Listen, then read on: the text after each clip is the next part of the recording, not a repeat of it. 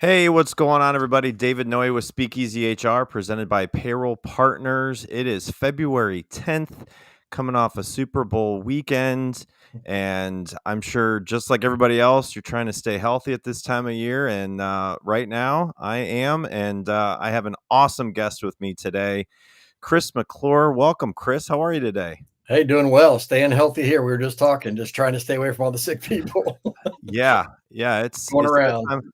It's that time of year, it's Yeah, like, everybody's getting out a little bit more as the weather's breaking a little bit, but, we're both in a somewhat similar region, right? We're yeah, in Cincinnati, Ohio, Kentucky, and weather's gone up and down, and just people are getting sick a lot, and yeah. so I'm ready for spring. That's all I'll say. having kids and getting sick, and yeah, definitely ready for the spring. So for those who have not watched this before, my name is David Noe. I am the one-man show here for Speakeasy HR. We have been doing this since last July, and it's been a heck of a lot of fun meeting, talking to people. If you want to go out and see more work of mine, it's speakeasyhr.com. Brand new blog went out today. Word of the week was empathy. Great word to think about as you go into this springtime, and just if you're a manager, which we're going to get into a little bit about management, but empathy to me is a huge piece of the workplace in really any job, but specifically management leadership. So make sure to go out there, work, or I'm sorry, yeah, week, what is it, 7, week 7. Yeah, I was clicking the wrong button there. So empathy is the recent one that I put out there. So Chris, we're going to get into this a little bit, but obviously I want to hear more about your background. We've talked a little bit. You're doing a lot of different things. You went from being a pastor, you're working at a chamber of commerce, you're doing this coaching, you're an author. So let's dive into that and hear a little bit more about your background. So I don't know where you want to start, but I'll let you have the floor here, my friend. Yeah, no, absolutely. And thanks again for having me. I tell people, I never ever dreamed of doing what I'm doing today. Never, this wasn't the plan, right? It wasn't where I could envision myself landing, especially 30 years ago when I was, heading to high school graduation and thinking about my future. It's like I was all set. I went to Christian college to go to become a youth pastor. That was the path I was confident I needed to be on. And I did that for about 15 years and enjoyed it. It was great. And yet I had this hunger for leadership development all along the way from basically the time I graduated high school. And especially as I went through college, I had mentors speaking to my life and really challenging me to grow as a leader. And I didn't really know why at the time they were saying that as much, but I valued them and trusted them Yeah. enough to say, okay, I'm going to dive into this. As you can see behind me, I have a ton of books. That's not even a portion, really of what I have or have read. But I hated reading as a kid. My parents think it's hysterical that I am an author now because I hated reading. I've written 2 books now, and today we're going to talk about one of those. But it's one of those things where I think it's just been a journey. As I was doing my work in local churches to serve as youth pastor and then ultimately an associate and executive pastor roles, my leadership capabilities grew, but also my opportunities grew. And then just had a heart for people, in the workplace. As I Yeah. talked to people even in our churches, they were talking about the struggles they had with management or what they were struggling with as managers. And so I really just kept trying to have those conversations, invest in them, and just grow personally so I could help them. So ultimately led to me starting my business, becoming a coach, and then ultimately writing my books. And it's like it's been funny because it's almost 10 years ago when I started my business and started down this path. And I'm excited now because I feel like a 10-year season is wrapping up and a new Yeah. 10-year season is coming. And I'm just very open to what that looks like. Yeah. Yeah, no, that's awesome. Congrats on almost 10 years of coaching and consulting. And I think that's just a testament to what you're doing in your market and getting to know people, and the Chamber of Commerce. You've been doing that for about 5 years. You've been the vice Three, president. three and a half now. Yeah. 3.5. Uh-huh. Okay. And you've been the vice president for 2 years roughly. Yeah, I So started as like the operations manager, and then we've morphed that into more of an expanded role. And yeah, I get to do a lot of the marketing, business support for the organization as well as our members, and that's been yeah, awesome because what I didn't anticipate with that was just the opportunity to really engage with our members the way I have and really help our Right. community. Yeah. I had a comment come through. I don't know if you saw it from Ryan. I did, yeah. Yeah, Ryan, I love watching him on LinkedIn as well. Yeah. So thanks for chiming in, Ryan, and anybody else out there. Chime in about the Super Bowl commercials, where you're watching. Throw a question at Chris as we go through about this topic that we'll get into. So certainly appreciate the engagement, and thanks for the comment, Ryan. That's great that you're following along here. So yeah, so just working with the chamber. It's kind of where you and I met, actually. Right. Got to know the chamber a little bit in there in Beaver Creek area, and Mhm. just as we work with payroll partners and some of the chambers in Ohio, it's been great to meet people like yourself. And now we're here today talking on the podcast. So Yeah, I remember when we first met, like, this was just, like, the beginning of an idea to get this thing going, I think, or you had just yeah, started, one of the 2. yeah, yeah. No, I saw your podcast studio, and we started talking about that. And you're like, well, yeah, let's keep talking. So here we are.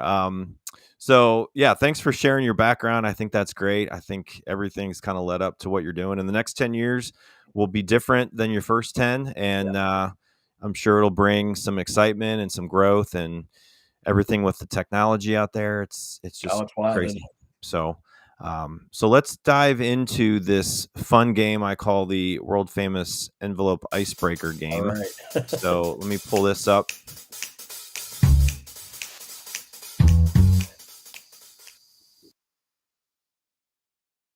So I've got 15 envelopes. Every envelope has a number.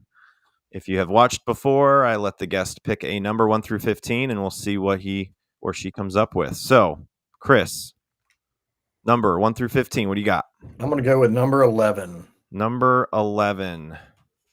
All right. Number 11 it is. And question is, if money and time were no object, what would you be doing right now? The funny thing is, it's what I'm doing.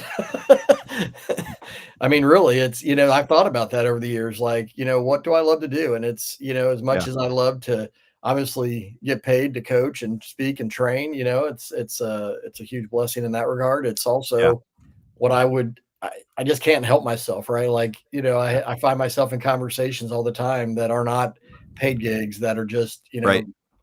so I guess I'm really blessed and fortunate to be able to do right now what I would dream of doing. Yeah. No, that's awesome. That's that's exactly what a lot of people want. And if they don't have it right now, I challenge everybody to find what that is. So, Mhm. all right, one more, Chris. What do you got? 1 through 15 minus 11. I will go through, go to 6. Number 6. Yeah, I don't know if number 6 has been picked. I don't really change them around much. I mean, I could, but This is let's in see. honor of my oldest son. It's his number. Number 6. All right. What is the top place to go on your bucket list? Where Ooh, you want to go on your bucket list? Australia. Australia. Okay. Ever since I watched Crocodile Dundee as a kid, I've always wanted to be in Australia. That's so funny because when you said Australia, I was thinking Dumb and Dumber, uh, and you picked Crocodile Dundee. So Another shrimp on the Barbie. we were thinking of of a movie, but not the same movie. That's hilarious. No, there's definitely places, Greece, and I've just never been even over the pond. Like for golf, I want to go to Yeah, Scotland and the old courses of the world and where yeah, the game of golf started. Just having kids playing golf. I'd love to get out there, or they just keep talking about, let's go here, Dad. Let's go play golf here, and I'm like, yeah, that's one day we'll do yeah. it. They don't understand the time and money that takes to do those trips, right?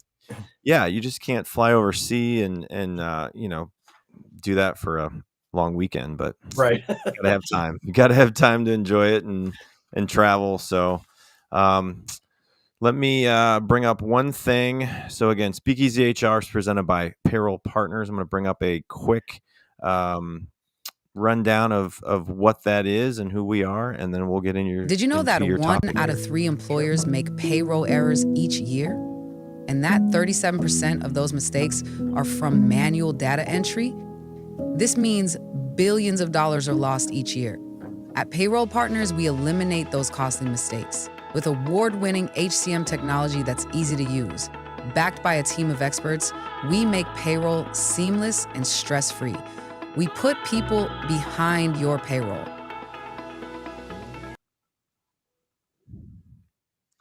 Oh, didn't want to play it twice. So yeah, if you are looking at new technology for your company, we are one to consider.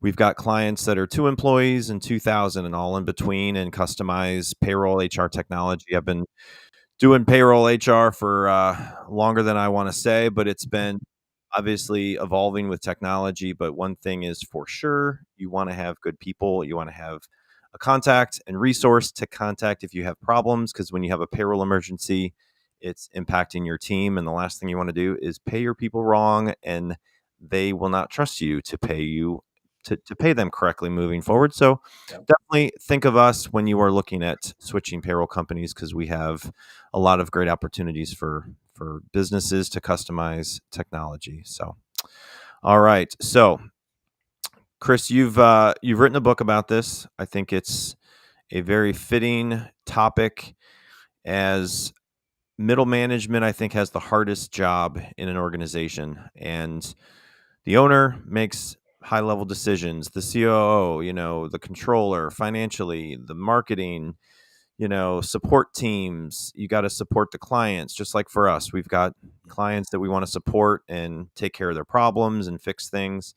But then you have managers that are trying to lead a team. They're trying to encourage one another on their team to really take on the role that they're in and do what they can to build them up, help them improve. So, with the magnetic leader, writing a book about this, was this, something that really one day just came to you? Like, what inspired you to get into this kind of writing? Yeah, I think a lot of it was, just a lot of years of observation of the things that did and didn't work, but also just the things I tried on my own and kind of Yeah. the same thing, just experimenting. And, John Maxwell and his 21 irrefutable laws of leadership talks about the law of magnetism, that who you are is who you attract. And that's really where the whole magnetic leader, I guess, concept really, I think was really sticky in my mind. And I Yeah. started really thinking about, well, what makes somebody magnetic? What makes somebody, be able to attract the kind of people they want on their team, and not just attract them, but also retain them? Because David, as you know, retaining people is so important, but it's such a challenge in today's marketplace. And I feel like a lot of leaders, and I hear a lot of leaders saying, they're either unhappy with the team they have, or they don't have enough of the right people that they need to grow, or they just, the opportunities are out there, and people, even good people that they love on their team, they just lose them because opportunities abound, right? And so I think there's just a lot to it. And to me, it was about the character of the leader. I mean, that's really what this book is about. Is It's about actions that you take, but if you don't have a certain level of character, you're not going to take these actions. And that's really, I think, the heart of it is, once again, who you are is who you attract. And that idea of that, if you don't like the team or you don't like the situation in your organization, the first place to look is in the mirror, and then becoming this kind of person, to attract and retain those kind of people that you want is huge. Yeah. So you outline 18 essential actions of great leaders in this. Can you Mhm. share a few that stand out to you the most? Yeah, there's no sequential order, so it's not 1 through 18 in like a value order. But I always say that number 9 is the one that I feel like is kind of the heart of it, and maybe that's why it's in the middle. I didn't intend it that way, but it is there. Okay. It's about loving people, Yeah. and it's about Yeah. genuinely caring for people. Because if you don't care about your people, you're not going to do these things that I talk about all around that one, essential action, as I call it. So, Right. it's really about being the kind of leader that people love to follow, by being, the kind of person that truly genuinely cares for your people. And I think that's just something that, when you talk to people, they may not have a perfect leader. No, there is no leader that's perfect, right? Right. But they'll say, but I know he or she cares about me or cares about our team and wants us to be successful. And I've been a big sports fan, grew up in Kentucky, not far from where you are right now, and watched, Kentucky basketball for all my life. And, just being in the sports, space and watching that, the thing I always hear athletes say is, my coach might be hard on me, but I know he cares for me. Yeah. And whether that's on you have the Pat Summits of the world in the women's basketball, that's a legend. You have now the Dawn Staleys, you have, the Rick Pitino's and all the legendary coaches that are out there, John Wooden going back, many, many years now. But that's the kind of thing that so many successful coaches in sports, that's what a lot of their athletes will say is, they're tough to play for. Right. I know that they're pushing me to be my best. I know they care for me and my best interest. And I think the same is true in business. I think that it's so hard to find, great talent that you need for your team, especially if you're not real clear on what the role is that you really need. I think a lot of things are very vague in job Right. descriptions or positions a lot of times. And so that's a big step, I think, to help in this. But I think it really starts with, do I care for the people I'm leading to do the things I need to do in order to attract them? Because here's the thing, David, if you can become this kind of leader, you don't have to recruit that hard. In essence, your people start to recruit for you Right. because they're talking to their friends or their colleagues, and they'll say, "Hey, you ought to come to our team because my leader, our team is really working together. We're really helping each other out, be successful." And I think a lot of people want that. They want to feel valued, right? And I think that's why I say that's the heart of it. Because if you do that, you start caring for people, then you start listening to them, you start taking action based on what you're hearing and what you're seeing. That's really the essence of the magnetic leader. Yeah. Yeah, and there's times where people get promoted to be a manager, and it's because of how they performed in their job and their tasks and their projects. Mhm.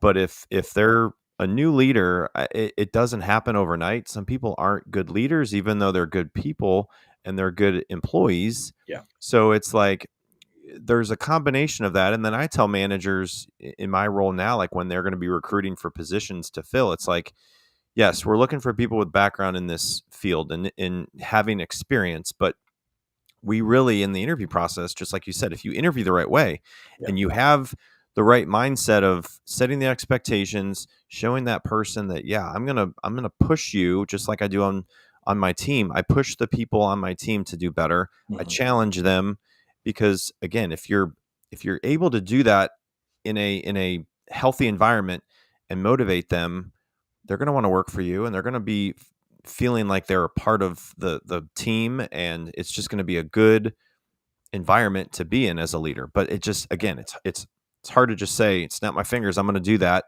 So, what are some of the common mistakes that leaders make that push away people rather than draw them in?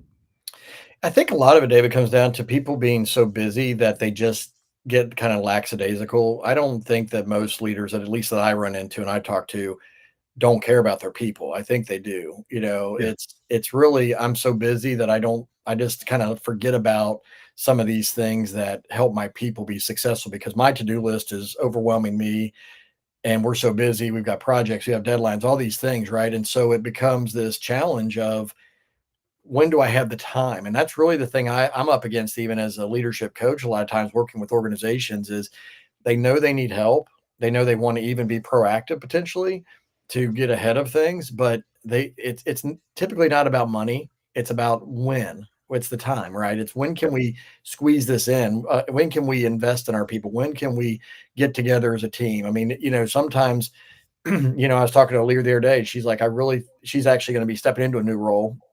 And she said, I'd really like to kind of start off well with my team, but Yeah. so we're going to need to look kind of later in the year because she's starting more this summer in her new role. Yeah. And so she's thinking proactively, but it's also, it's so far down the road. We don't know what it's going to look like when she starts in June or whenever to the fall. And it's just easy for this, development and investment in your people to get squeezed out. And so I think it's not a malicious thing. I think it's just we are so busy today in our Yeah. lives and in the marketplace that we often it's that tyranny of the urgent. We let the urgent overcome the important. And I think that's really the biggest challenge for a lot of people because it does take time. I tell people all the time, it takes an upfront investment of time, energy, resources, but there's this huge back end benefit. But the problem is most leaders end up being reactive versus Mhm. proactive. And so, I'll talk to leaders, talk to organizations, and they'll say, you know what, we just don't have a problem right now. Well, that's good that you don't have a problem right now, but someday you're going to have a problem. And are you going to be ready to address that problem becomes the question. Right. And that's I get frustrated for organizations and for teams and leaders that way because it's not just about me building my business. It's also about me knowing that if I'm not being proactive as a leader, I'm not going to be ready when the issues arise. Right. I got Chris McClure on today talking about the magnetic leader in his book with 18 essential actions. And for Chris to dive into this question, because this is one that I think is super important, and how you develop these kinds of traits. So how can leaders develop authenticity and trust, two key traits of a magnetic leader? Yeah, I think once again, it goes back to who you are. Are you authentic and are you Yeah. trustworthy? Yeah. I briefly when I was kind of in the middle of my career transition into my business, I worked at a hotel and working at a front desk and working with the staff there. And I had a manager who wanted me to lie to one of the customers because of something going wrong in their room.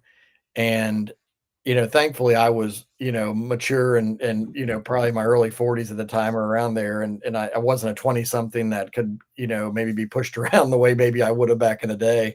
Yeah. I told him, I was like, look, if you want me to lie to these people, then you can just have my badge back right now. I'm not lying to these people, right? Like we just need to be honest with them and tell them that we messed up and just own it. And what's funny is he didn't like it that at the moment, but probably about 2 weeks later, he was leaving one day and he said, I didn't like it that day you challenged me. He's like, but you really made me think about, am I being the same person personally and professionally? He said, because I really pride myself in being authentic and trustworthy and honest, as a person. But he's like, you really kind of called me out that day. And I wasn't trying to be rude or anything, obviously, but I was like, I had a line in the sand for me, right? I was like, I'm not going to lie to these people because we've not done something on our end. Right. But it was really eye opening because it made me think that this wasn't a bad guy, but the Yeah. the situation and the pressure that he felt as the manager in that moment, you know, revealed a gap or a crack in his character that thankfully he recognized, through reflection and everything. So, Yeah. it's just one of those things where I think that it's really working on yourself. I mean, one of the things that why I have all these books behind me, why I do courses and why I have my own coaches that I've worked with over the years is, I know that if I'm not getting better all the time, I'm not going to have as much to give to those I help. Yeah. Um, and it's really one of those things that we have to really just put ourselves out there, and none of us, once again, I think giving grace to people because none of us are perfect is definitely needed. Yeah. At the same time, I think it's looking in the mirror and being honest with ourselves and saying, where am I lacking and how Yeah. do I develop that imperfection to become, better and more consistent in my character. Right. Because I also think, David, that if people see you doing that, even though Yep. you might be messing up, but they see that you're trying, it makes a big difference in those you're leading. Yep. Yeah. Thanks, Pam. That's definitely true. I like the professional, honest approach to resolving issues, and that's huge. Like when people own up to mistakes that they make, Yeah. and it's about, yes, the mistake was made, but here's what we're going to do to resolve it, Right. and try to work through that versus coming up with some kind of like bogus situation and lie to a customer or whatever. It's just it's in anything, like Yeah. anywhere you're trying to create a positive experience for the customer, Yeah. and you're managing somebody, or your manager's telling you to lie about a situation for a customer. It's like, how many times does that happen that you don't know about? And it's like, Yeah. it's just not a good Well, way to do business. you end up giving yourself a black eye and the organization a black eye. And it's one of those things where, it may not feel good at the moment to have to own it. Right. But Yeah. it gives you something to work on for the future. But it also, I think, tells your customer, your client, your team member, hey, I'm willing to do the hard work to, be honest and deal with the problem, deal with the issue that came up. And I just think that Right. in our society, right, we see so many people blaming others and throwing rocks at other people. And, we just obviously come through a very contentious election cycle, and we'll come through more of those in the years to come, I'm sure. And it's and so much mudslinging and throwing, character assassination attempts. It's like, the biggest thing is what are you doing in your character development so that when people do accuse you, do throw stones at you, that really people around you are like, that's not how he acts. That's not how she Right. acts. That's not Right. them. So Yeah. basically you kind of protect yourself from those attacks by being proactive and saying, I'm going to continue to grow and develop myself. Right. So how about emotional intelligence? How does that play in leadership, and how can leaders strengthen that? That's probably one of the biggest superpowers I think is going to be, moving forward, honestly, because like you said earlier, I mean, there's so much technology Yeah. and resources at our fingertips to get jobs done skill wise, that I think the leaders who are going to truly stand out, now and in the future, are those who can truly kind of read the room, Mhm. be aware of what's going on around them and what's going on with their people. Because I think that's one of the biggest gaps for a lot of people is we get so much tunnel vision about myself, right? We get very insular, I guess, looking at internally, that, when we really pay attention to what's going on around us and what's going on in the people's lives that we're working with and leading, we can truly make a great difference and connect with them. And people, once again, I think it's that whole thing. Sometimes you don't have the answers they want, Right. um, but just the fact that you're willing to hear them and engage with them at an emotional heart level, it's that whole thing of people don't care how much you know until they know how much you care. That's been said for forever. I think that's what emotional intelligence is. It's truly being attuned to the people around you, and you may, once again, you're not going to have all the answers for everybody. You're not going to be able to meet everybody's need. I heard Andy Stanley at a conference years ago say, you know what, do for one what you can't do for everyone. And that was a huge idea for me, right? And he was talking about the idea that he had a newer staff person that they were doing like a 90-day review, checking in to see how she was doing and how they could help her more. And all she wanted was like a better paper cutter. And he's like, it felt so small of an Yeah. ask, Yeah. but he had his assistant get her a new paper cutter, and it thrilled that woman, and it was going to help her do her job better, and she felt heard and valued. And his whole thing was, I can't do something maybe for everybody all the time, but I can Yeah. I can do for one what I can't do for everyone. Yeah. I'll never forget that. That whole scenario seems so simple, and I think that's what emotional intelligence is. It's we make things out to be so big, and we have to Mhm. do these big grand gestures for people. And I don't think that's really the case. I think it's the daily small things that can really make a big difference. And, Oh, yeah. that's what I think is where emotional intelligence really comes to play. Yeah, it's easy to manage a team that's just kind of in their zone and they do their job and they come to work and there's never drama. It's when you do have those kinds of things, and most managers have some kind of complexity to their team. It's not always just easy to manage people. So it's the people that really do have a tough environment and they're trying Mhm, to develop people, and it's just not coming across to that person, and they're not connecting the dots and they're not understanding the why. And mhm. it's like, okay, what generation are they in? What's going to motivate them to do better? It Yeah, all is different. Everybody's different. So like having those, check-in meetings with the team, recognizing, small victories, giving a quick thank you, handwritten card or an email or a shout out to a team member. Like those things can really change somebody's day, their week, their just overall mental state, because people are just dealing with life, and it's like yeah. they go to work and they're unfocused and it's just difficult.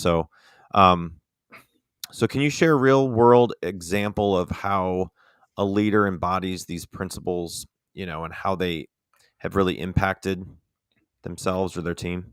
Yeah, I think a lot of it comes down to, once again, it's that consistency. Yeah. That's the big word for me with all these is, are you Yep. consistently doing it? Anybody can kind of do something once, um, and you'll have skeptical people around them going, okay, are they going to keep doing that? Are they going to keep emphasizing this? Or, Yeah. for me, the examples I think about is, years ago I was leading a team, and I had a younger guy in his career. He'd been in his job for about a decade, but he was kind of in this transitional spot, and He had enjoyed what he did up till then, but he didn't know if it was where he needed to be or wanted to be moving forward. And we just started meeting, one on one, and I just really made an effort to really walk through the journey with him of defining or discerning what's next. And it could have been with us, and it could have been somewhere else. And just saying to him, it's okay either way. If you want to stay, great. We're not trying to get you out the door, right? I mean, we did Right. appreciate him and value him, but I could also sense that he felt like it was time to move on,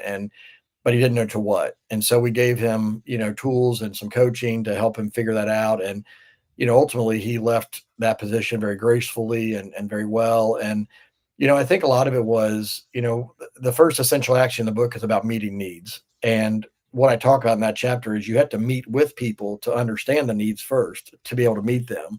Yeah. And so for him, he just was lost. He was, in a position that he could have continued in, but he was struggling because of motivation and everything.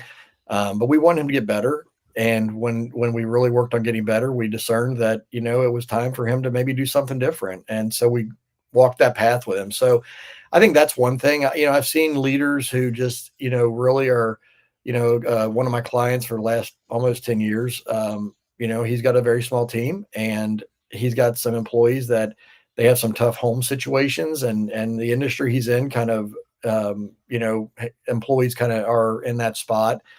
And so, um, but he told me, he said, he's like, he's been walking with some of his employees for years, and they've got a lot of dysfunction that they're dealing with. But he's just great. He's just guided them, and he's led them, and he's cared for them, and he's held them accountable, for their jobs. But he's also been the kind of leader that they don't want to leave. I mean, he doesn't have a lot of turnover. And in fact, he's had people leave and they then come back and Yeah. want their job back. And he's given some back depending on the situation, and others he's not been able to or hasn't chosen to. But I think a lot of it is just, once again, he knows his people, and he tries to warn them for those who have left, he's tried to warn them. The grass isn't always greener on the other side. You can go No. chase the dollar, and you can do this, and there's some things to look out for. And when he's been proven right, they once again, they call him up and they're like, "Hey, you were right. Can I come back?" So I think a lot of it, once again, it's just being present with your people, and it's really just paying attention to their needs. And on one level, you don't want to enable bad behavior or bad, you don't want to enable problems. But I think being patient and walking with people says a lot about the culture of what you're building. Yeah. So what about the team morale and engagement? And if a leader is listening to this, what are some quick immediate actions that they can take to try to figure out if it's going to help them in their role? Yeah, I think a lot of it is, once again, set up one-on-one meetings and start talking to your people, Yeah. and I'm not talking about necessarily formal annual review type meetings. There's a place for that. Don't get me wrong. But I Yep. think that leaders, like I said before, get, because of the time crunch, don't end up meeting with their people enough. And these don't have to be long, drawn out meetings. But what I did, I put into a cadence years ago at a team I was leading, where we'd have an all team meeting once a month. But then we would have individual meetings throughout that month as well. And so we were together as a group, working together on projects, updating people, everything that way. But then I had a rhythm of having, these monthly one-on-ones, and yes, they were about progress and projects and things on one level, but a lot of it was simply, how are you doing? What can I help you with? It's those types of things, because once again, and these can be literally 10-15 minute touch base meetings with people. If you need to really compress time and you really have to watch that, that's fine. They could be stand-up meetings. Have somebody pop into your office, or pull them off to the side in a conference room, whatever, and just ask them how they're doing as a person. I think this is the biggest thing is, team morale starts with, do you care about me? Does the team care about me? And when people feel valued, that's huge. And years ago, I was doing some coaching with a team, and there was a lot of tension inside the team, and that was the biggest problem. Is there was some infighting or battling going on, that Right. competitiveness, and they weren't on the same page, and one person ended up leaving, and it ended up helping the health of the team. It was good for that person. It was good for the team. So not everybody stays, right? Not everybody is in the right place. But I Right. think of Jim Collins, and he talks about in Good to Great, being on the right bus, being in the right seat, and I think that's huge for for people and morale, even getting people off the bus, right? Helping people get off the bus. Sometimes the kindest thing we can do is move them to a different place, a different team, or even now the organization. It may hurt at the moment, but it might be the best thing for them down the road. And I think that helps team morale when a leader is saying, look, I see a problem. I'm dealing with this problem and I want you to be at your best. I want the team to be at its best. I'm going to do the hard things to help us all be successful. Yeah. I think one thing that companies don't do a good job at, and you might see it too, is promoting people from within to a manager role that was once a part of a team and now they're managing that same Yeah. group of people. And some people may not agree with that decision. Some people may not know why. It's explaining the why behind decisions and being upfront as much as you can and honest with everybody.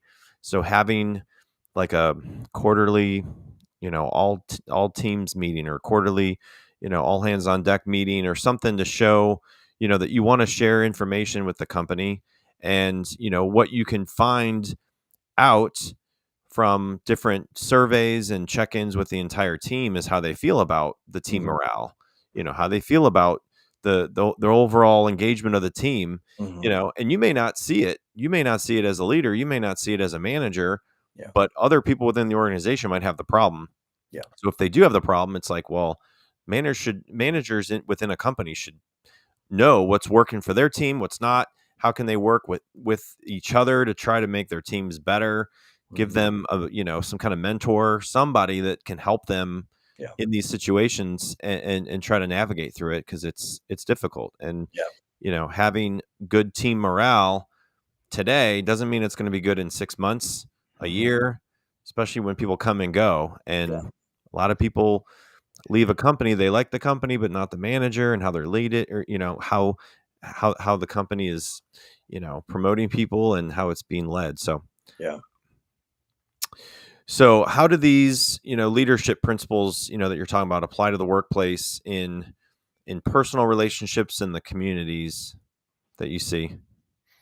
Yeah, I mean, really, I look at it as, first of all, I think everybody's a leader at some capacity. Doesn't mean Yeah. you're, the department leader or the CEO or the Yeah. business owner, whatever, right? I think we all lead in different ways and different levels. John Maxwell famously says we at least lead one person, that's ourselves. And so, we have to become better at least to lead ourselves every morning. We're also the hardest person to lead, by the way. Um, that person in the mirror is the toughest. But I also think that, that a big part of this, David, is once again, it's who you are is who you attract. So it's the idea that, you know, wherever you go, whether it's going to work, whether it's out in the community, whether it's at home, are you the same person? Because that to me is kind of the definition of integrity, or an example of integrity is wherever I am, I'm going to be in essence predictable, right? You're going to know how I'm going to show up. My family, when I walk in the door, they know how to expect me to show up. When I go to the office with team members, they know how, with customers, clients, whoever. For years I've coached youth sports with my kids, and it's like that I took very seriously as a leader of those kids because I knew that I was a model and an example. And so we talked about, how do they show up? How are they as even in their sports? So I think that they're all these principles, these essential actions I'm talking about are transferable all across the board. And once again, I think that if we can truly like own them and say, this is who I'm going to be, these are the things I'm going to do wherever I am, then you become truly an attractive magnetic leader that people want to be around, they want to follow, and they will once again they start kind of recruiting for you because they're saying, look, this is a great environment. This person really cares about us, building a Yep. great culture, protecting the culture, doing the hard things when needed, but also just caring for the people and developing people, equipping people, providing the resources, all the things, because I think that's what people want. I mean, I think, Yeah. people just, they do want to feel valued, but they also want to feel like you're helping them win. Right. And if you can do that as a leader, it just makes such a huge difference. And once again, that's certainly in the professional realm, like we're talking primarily about today, but Yeah. you can do that at home with your spouse, with your kids. You can do that in the community in all sorts of ways. Yep. Absolutely. So for listeners, what's a takeaway or maybe one key lesson from the magnetic leader, what should that be, you think? Yeah, I mean, I think at the end of the day, so the last essential action is produce results. And this is one that I tell people it's not last because it's least important at all. In fact, it's very important because if you don't produce results, you can do all the other 17 actions, and people will think, "Man, David was a great guy. He was really nice to us. He was great to us, but he just didn't. We just didn't succeed as a team, right? Like we didn't win." People want to win. People want to be a part of a winning program, a winning team, a winning culture, and so I think that you know I had a actually a childhood friend who owns a business. He had me come in and do some training with his team, and years ago he told me this. He said, Chris, I don't like this soft and squishy stuff, but I know we need to deal with it." Because he was that wasn't how the soft skill side of it wasn't how he naturally thought. But we also talked about, hey, you've got to produce results, but you also have to deal with the these quote unquote soft skills, which by the way, I think are the harder skills. Because once again, it goes back to the emotional intelligence and the dealing with the people, which is challenging. But I think if you do all these things that I talk about in the book, and you're consistent and you're making an effort to get better every day and you're producing results, then people are going to want to be there. If you're just a nice person, but your company struggles, your team isn't really performing well. So it's a delicate balance, but it's vital that you still as a leader, you got people want to win and people want to be on winning teams. So but you can't be just driving people because that burns them out, that wears them out, and that Yeah. that damages culture too. So Yeah. I'm not saying this is easy, David. That's the thing, right? This is not an easy thing to do. But once again, looking at leadership over the last 30 years of my life, very in depth, I'll say with experiences as well as from mentors and peers, I just think these are the things that really are going to help people, be the kind of leader people love to follow, and then have the kind of results they want. Yeah, absolutely. No, that's great. And I definitely want to make sure people know where to find more of your work, Chris, if they want to look up and connect with you. So it's McClureCoaching.com. I'm going to put up a QR code for anybody watching live, but you can go to McClureCoaching.com. You can check out his work and everything that he can do for you as an organization. Because again, I've been there. I've addressed and identified what leadership, what manager training we need. It's, can we find the time to do it? And a Mhm. lot of times it's so difficult, and people don't want to take the time to put it into their jobs, into their day-to-day work, and they're just in this rhythm of doing their job and just doing their day-to-day stuff and managing as much as they can and trying to address things when they just have to, but sometimes they don't even have the time to address it. So it's just really difficult to be a manager right now in this Yeah. world when you're managing potentially several generations at once. Mhm. And it's just going to continue to be a struggle for people. However, there are people like Chris to be really helping in this kind of work. And they got to have it, they got to want it, and they want to be able to get better, but it's just not going to happen over time. It will, but it's not just going to happen overnight. So always something to improve on. Yeah, I was gonna say it's a process, right? And I think that's another thing to kind of wrap up on too is Yep. be patient with the process. That's hard, right? But you don't wave a magic wand and get instant results. It's really that day Yeah. by day process, and it's not easy. Yep. I say it's simpler than we make it, but it's not easy, right? Yeah. Simple doesn't always equal easy. Yeah. Um, Exactly. the daily input, the daily reps is where the challenges are. Yeah. And, like I was saying before, having a mentor, having somebody you can go to within the organization, Hmm. is great. Sometimes people just don't have that luxury of going to somebody and asking them questions. And, so even if it's somebody you worked with prior, that's Yeah, why I always try to tell people, like, if you leave a company and you had good relationships with people, you never know when you're going to reach out to somebody that you might need help on a situation, or, so leave a job better than you found it if you can. And especially if you go to a company that you feel valued and then a new opportunity opens up outside of that organization, you just never know when paths will cross again. right. And, so it's trying to find the right people to surround yourself around, if it's people not in your organization, but then I think asking your team for feedback too, like what can I do better as a manager? And sometimes people will bring up things that need to be improved upon, or hey, I just need better communication. I need to know the why, or Mhm. they might be able to tell somebody if they do have consistent conversations, Yep.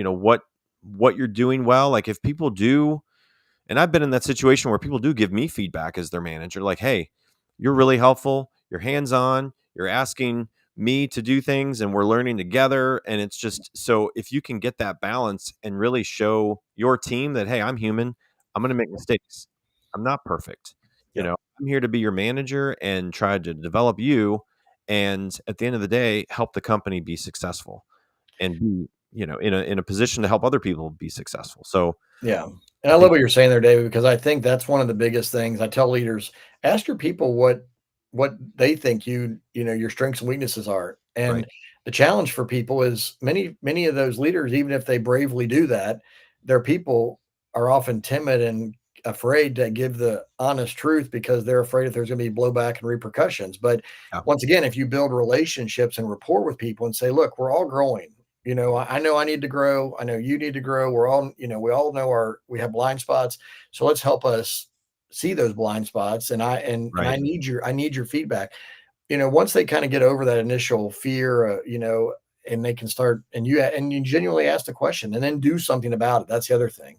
Yeah. Don't just ask and they say, well, you're really challenged, in this area, you need to focus maybe there, and then you don't do anything about it. Well, next time you ask, they're not going to tell you because they don't think you're taking it seriously. So, Right. but I think it's that mutual, John Maxwell even has a book called 360-degree leadership. And, it's leading up, leading down, leading across to your peers. And so Yep. that's what you're talking about when you're in middle management in particular. It's a lot, right, to lead up and down and across. And Yeah. so once again, it's not easy. It's not as hard as we can make it out to be, but you just have to get started. You have to take a step. Yep.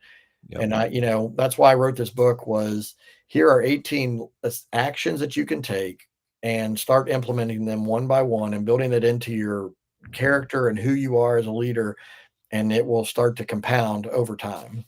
Yep. Yeah. And two, I mean, there's leaders that have a hard time letting go of things and giving people control. Mhm. And so from a small business perspective, I've seen that, and mid-sized businesses where an owner of a company just likes to be in control of a lot of things and involved in a lot of things. And it's like, give somebody the tools to do that part and manage them and lead them to make right decisions. You just can't make all the decisions yourself. Yeah. And so I have seen that as companies grow, it's like put the right person in the right seat, Yeah. give them the resources to make good decisions. But if they make a bad decision, learn from it.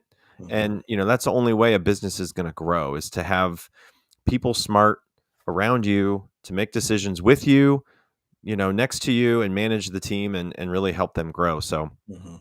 and take time and effort to making the training of your managers and part of the yearly whatever Yeah. program that you need, because whether you have 10 employees or 10,000, somebody's managing them, whether Yeah. it's the owner, whether it's a few managers. But middle management is very difficult. And it's just one of those things that for people like you see it all the time. And people that really want to do better and not just sit in trainings and just Well, count like you said, time. people that get promoted because they've been successful in their role, that's a good thing, right? You want people to be able to move up and have mobility, but you also need to understand as a leader that success in a skill doesn't equal success as a leader. And Right. so somebody, there's a group of people that I'm finishing up a leadership program right now. And some of those folks have been in the organization 20, 30, 40 years. And, they're still saying to me, Chris, this is stuff I haven't thought about before. Yeah. They've done a good job. They've obviously been faithful and loyal to their business and the company, but it's that whole thing of, don't assume, right? It's Yeah. that whole thing that not everybody is equipped to be a leader just because they get the title and get the position. In fact, most people aren't. And Yeah. a good friend of mine, he's high up in a national bank. And he said, Chris, he's like, I keep getting promoted, but nobody ever trains me to lead these people more. And so he's been frustrated on his end. Super sharp guy, and he's a better leader than I think he gives himself credit for. But Yeah. he hasn't received that ongoing and formal training and emphasis that he would desire to make sure that he's doing the best for his people. So Yeah. It's a common issue, and once again, I can sympathize with it, but at the same time, I would challenge leaders to, don't just say we're busy, right? Not just find time, but make time Yeah. and be intentional, because if you put together an intentional plan, then you put it on the calendar and you're willing to invest the time and the dollars to make it happen, it will pay off in, multiples down the road. Yep. Absolutely. All right. One final question. Did you watch the Super Bowl, and what was your favorite commercial? So here's the thing. I did not watch the Super Bowl. Okay. I was rebelling, honestly, because I was tired of the Chiefs being a Super Bowl. I'm a Bengals fan, man. I'm salty about what has happened in football recently, but well, I grew up in Michigan, and I was hoping for the Lions to make a run, and that just didn't happen either. Yeah. So it's unfortunate. Maybe one day there'll be Bengals, Lions. I don't know. That would be a pretty cool. Actually, they're saying, there's the theory of the conspiracy of the logo. The Super Bowl logo colors. Have you seen that? Yep, I have. Next year it's orange and blue. Well, how about that? We just predicted the Bengals versus the Lions. We just predicted the Super Bowl. So we'll watch this next year and say, I told you so, everybody. That's right. That'd be awesome, wouldn't it? Yeah. No, there was some pretty good commercials. Was there? I like to go back and look at I'll YouTube the commercials or whatever. Just Google Seal commercial with Seal. That's all I gotta say. Okay. It was pretty good. I wasn't watching. I was like in the other room, and then I heard it, and then I was like, oh my gosh. And then I saw what was going on, and I was like, oh my gosh, that's one of my favorites. So there was a part where there was like 2 or 3 really good commercials back to back to back. And the rest of them were okay, but yeah, I didn't watch it all. My son, my 12-year-old son is actually a Chiefs fan. I don't know how, but he, talks a lot of trash. And then I told him, like, look, it may not happen again. And then he was just very quiet all night. So yeah. Hey, Mahomes is definitely, a fan favorite for a lot of kids, especially. I mean, he's fun to watch, but it's that whole thing. But I'm glad the Eagles won. I'm glad someone else won. Just like college football, there's, I'm a Michigan fan, so that's been a fun couple of years now. We got Ohio State winning, and who knows? But I will say this: I did win, even though I wasn't watching the game. The Super Bowl squares that my son's baseball program was selling squares. Yeah, I won the first quarter, so I got my money back and more. Hey, I felt like I won no matter what. Yeah, you didn't have to watch. That's right. That's awesome. Well, Chris, it's been a pleasure to have you on today, and I just really appreciate your time, and congrats again on just 10 years of doing the coaching work and doing your books, and hopefully there's more to come with you. But again, if anyone is interested in hearing more about Chris, go to his website, www.McClurecoaching.com. So Chris, have a great, rest of your day. Stay healthy. I hope everybody stays healthy, and we'll hopefully talk to you real soon next week. Really good episode on compliance in the workplace going on right now from an HR aspect. So again, a lot more to come this year. Got a lot of fun guests coming up. And Chris, thanks again for your time, man. Well, thanks for having me, and keep up the great work. This is awesome. I love what you're doing. Appreciate it. Have a good one. All right, take care. See ya.